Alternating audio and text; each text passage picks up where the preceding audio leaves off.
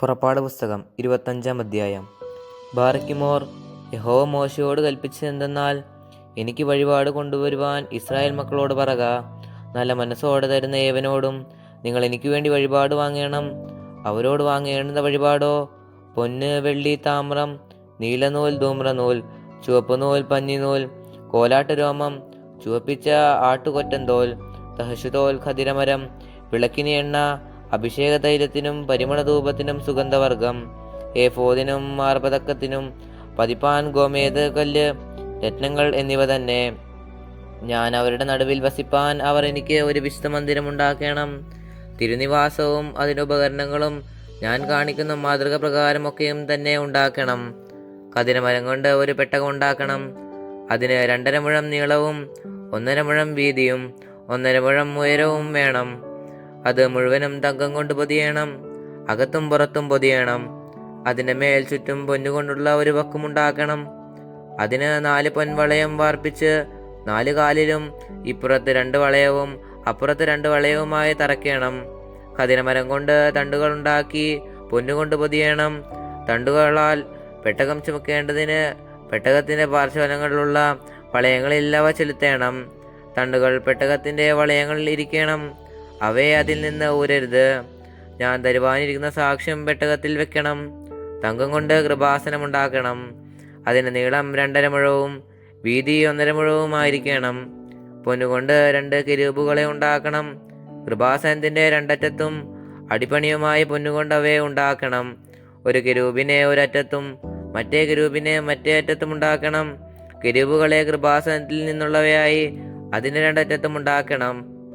കെരൂബുകൾ മേലോട്ട് ചിറക് വിടർത്തി ചിറകുകൊണ്ട് കൃപാസനത്തെ മൂടുകയും തമ്മിൽ അഭിമുഖമായിരിക്കുകയും വേണം.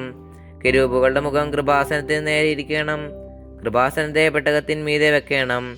ഞാൻ തരുവാനിരിക്കുന്ന സാക്ഷ്യം പെട്ടകത്തിനകത്ത് വെക്കണം.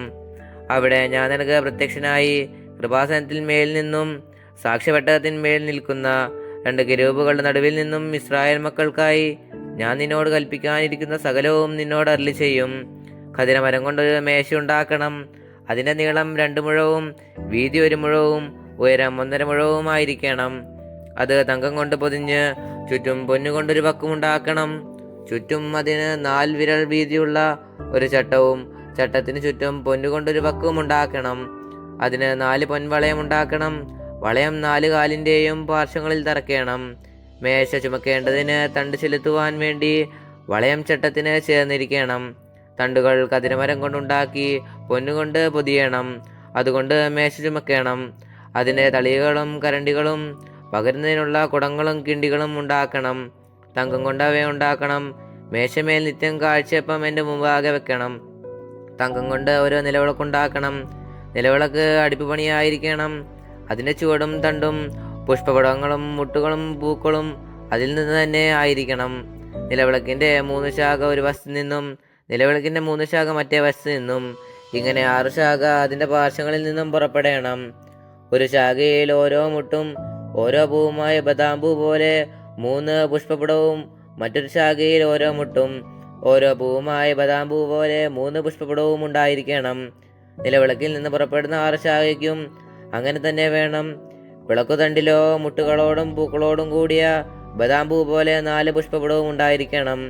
അതിൽ നിന്നുള്ള 2 ശാഖയ്ക്ക് കീഴെ 1 മുട്ടും മറ്റു 2 ശാഖയ്ക്ക് കീഴെ 1 മുട്ടും മറ്റു 2 ശാഖയ്ക്ക് കീഴെ 1 മുട്ടും ഇങ്ങനെ നിലവിളക്കിൽ നിന്ന് പുറപ്പെടുന്ന 6 ശാഖയ്ക്കും വെക്കണം. അവയുടെ മുട്ടുകളും ശാഖകളും അതിൽ നിന്ന് തന്നെ ആയിരിക്കണം. മുഴുവനും തങ്കം കൊണ്ട് ഒറ്റ അടിപ്പണിയായിരിക്കണം. അതിനെ 7 ദീപം ഉണ്ടാക്കി നേരെ മുമ്പോട്ട് പ്രകാശിപ്പാൻ തക്കവണ്ണം ദീപങ്ങളെ കൊളുത്തണം.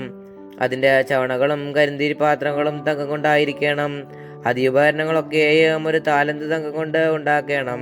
പർവ്വതത്തിൽ വെച്ച് കാണിച്ചു തന്ന മാതൃക പ്രകാരം അവയെ ഉണ്ടാക്കുവാൻ സൂക്ഷിച്ചു കൊള്ളണം. ബാറക്കുമോ.